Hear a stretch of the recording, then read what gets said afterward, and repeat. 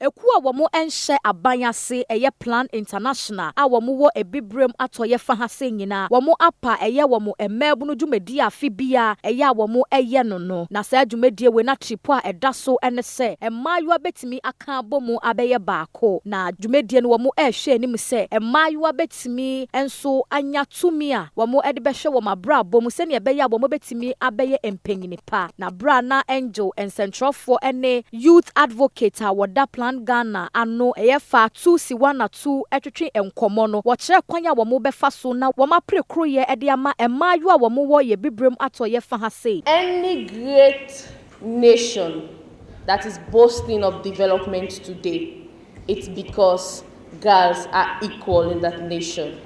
If we want Africa to be one, if we want Africa to be developed, we need to give equal rights to girls.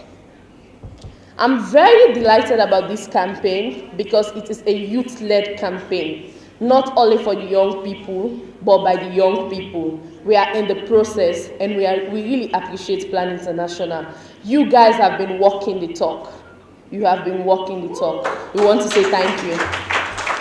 Wasanso etwa so eka se dwumadie we ya womo eye no amanfo fre eye ebibrem atoye fa ha se a womo aka bomu ehwe se dwumadie no betimi akoso womo eto ensa efre gender minister ema ne bepie mu ewase bibra Cynthia Morrison ene angel etwetwe enkomo no wode efutuo kese pa ede koma emabunu nyina se emra so se womo betena se na womadwene akọ enimu. Somebody who can say no to the parents when they are abusing or maltreating her.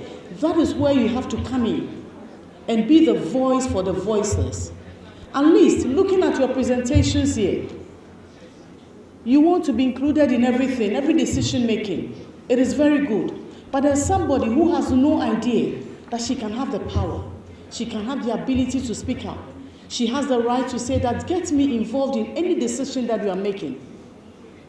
But you can tell that person, enuachi no wasanso ede kan ho se asoye no eye de omo betimi bia se ne omo beboa eye Plan Ghana na womo etimi aboa emabunu ewo ebibrem atoye ha sei. Here ministry yenye development partners yenye ho ne ejuma nti se wo ba before be ye bibia wonye betena ho ne ya plan de kwane ye befado ye be yen mo from we fi different African countries na waba no ho nyina obeka abom ti plan is wo here partners wo bibia ye bia and mo from so won kasa so wa promise le wo fia no ko ho kroma wo be engage with their community na message a wo ho sua wo han wa kofom so manyimpa wontu man baby no wate the son na ohia de bia benyi na besia ye bokun ohia de besisi wonua oyede he nyina yetena wansomdwem ne ma wiase na ye won okoye mahen ono ena wogina adwumadie nim epa ye se emma emra so se ye beka bom na ye gina adwumadie no ba be hyase afiye mu.